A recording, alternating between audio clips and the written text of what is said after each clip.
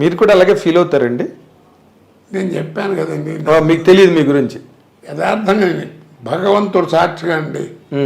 ఇంతకంటే ఇక అబద్ధం ఆడినా కానీ పాపమే అది. అదేలేండి. నేను ఎప్పుడు వాళ్ళ క్యారెక్టర్ బాగుందని 10 మంది చెప్తే ఓహో అక్కడ అన్నీ ఎప్పుడు చూసినప్పుడు ఓ సీన్ బాగా చేశానే అని అనుకుంటాను తప్ప నా అంత నటుడు లేడు, లేకపోతే నేను గొప్ప నటుండి చస్తే మీరు నమ్మండి నా మనసులోకి రాదు అది. అదేలేండి. అదే అందుకే మీరు ఇంత కెరీర్ ఇంతకాలం కొనసాగి ఏదైనా అనండి మీరు నిజం చెప్పాను. అదే ఆ తర్వాత మిమ్మల్ని చిరంజీవి గారు కూడా అడిగారు కదా, ఏదో నా మీద ఏదో జోక్ వేసావంటే చెప్పు నువ్వని.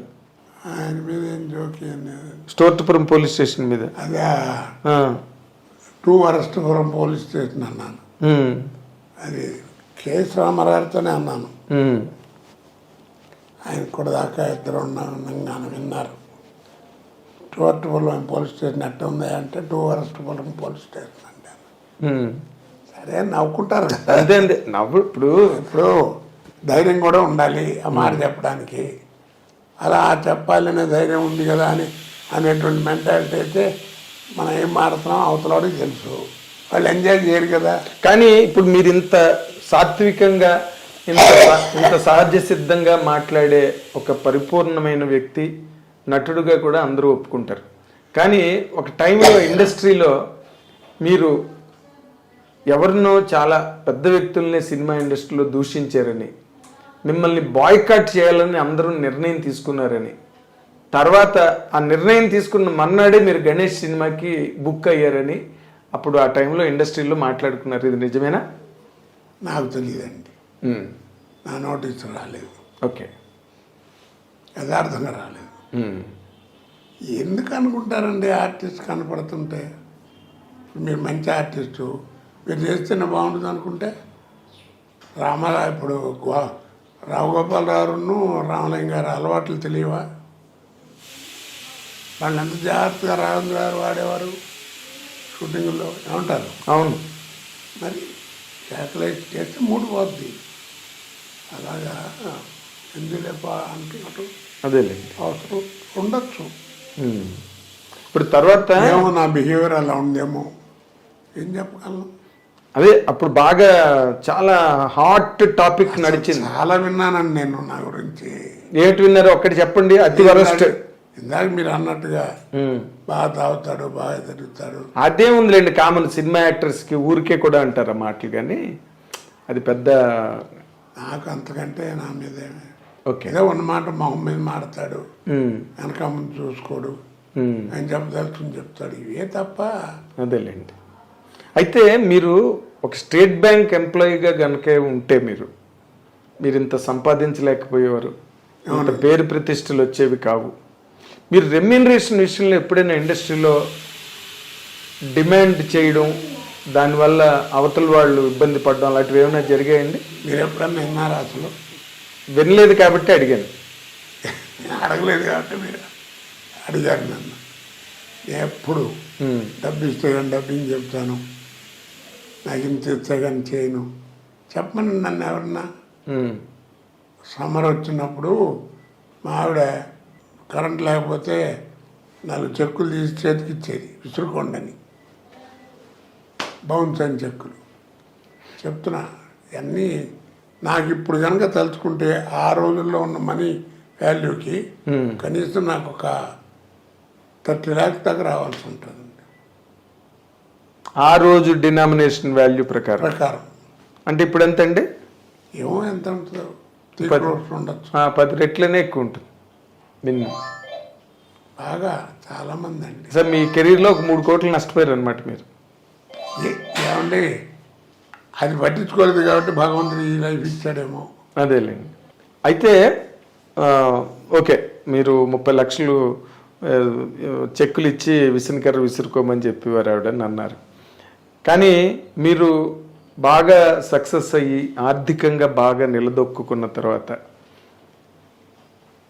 మీ జీవితంలో మీరు ఫేస్ చేసిన సందర్భాలు తలుచుకుంటే ఏమనిపిస్తుంది సార్? అరే నాకేదో కష్టం వచ్చిందనుకోండి బాధపడతా.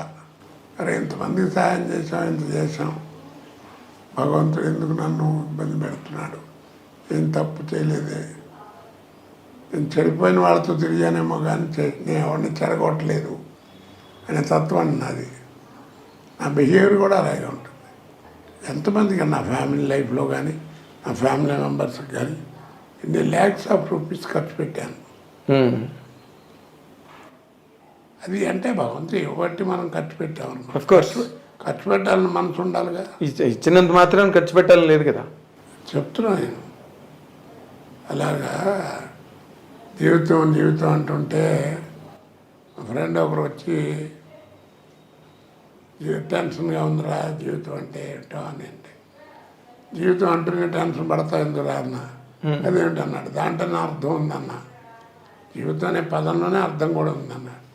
అదేంటన్నాడు, రాయి తెలుస్తుందన్న.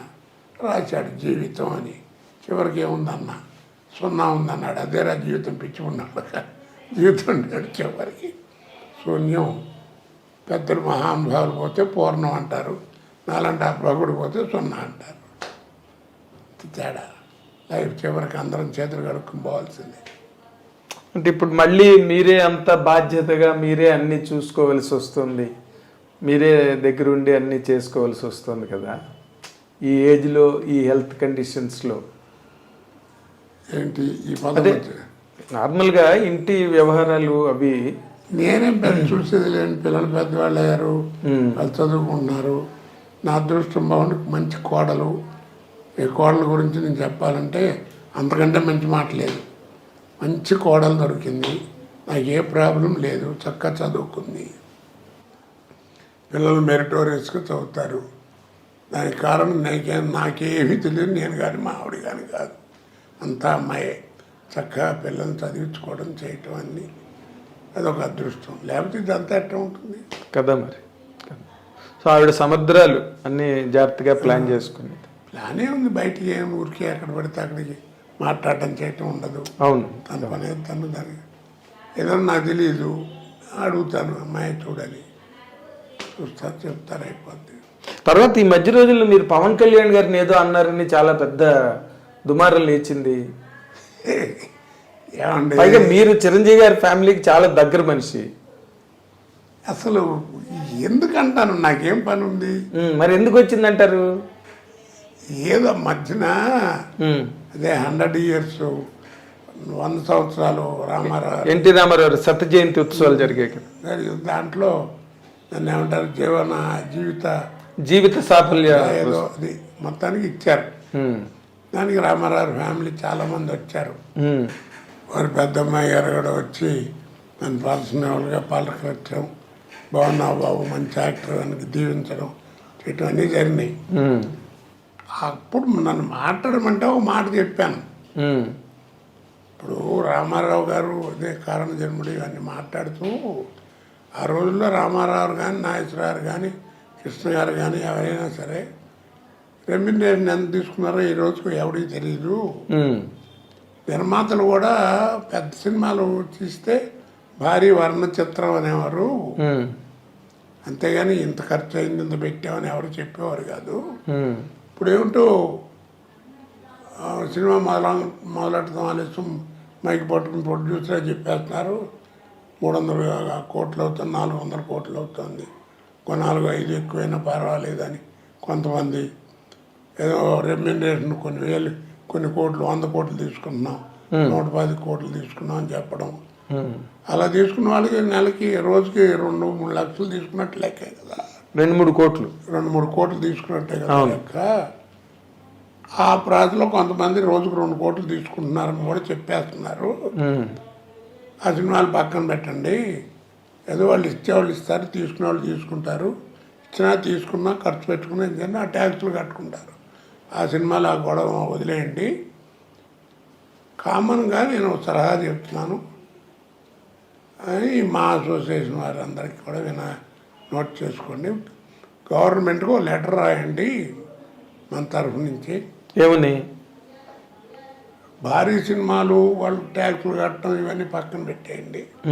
చిన్నవాళ్ళు నటులు బతకడం కష్టం అవుతుంది కాబట్టి 10 కోట్ల లోపల సినిమా ఎవరన్నా తీస్తే అది కూడా ఎవరు తీయాలి, ఎవరిని మొత్తం తెలుగు నటీనటులు, తెలుగు సాంకేతిక నిపుణులు పనిచేసేవాళ్ళు అంటే మరే భాష నటినట్లు ఉండకూడదు, ఉండకుండా సాంకేతిక నిపుణులు ఉండకూడదు. ఉండకూడదు, మొత్తం తెలుగు వాళ్ళనే పెట్టుకుని నటినట్లు సాంకేతిక నిపుణులు పనిచేసే వాళ్ళు అందరూ తెలుగు వాళ్ళనే పెట్టుకుని తెలుగు రాష్ట్రాల్లోనే తీసిన తెలుగు సినిమాకి ఇది వర్తిస్తుందండి.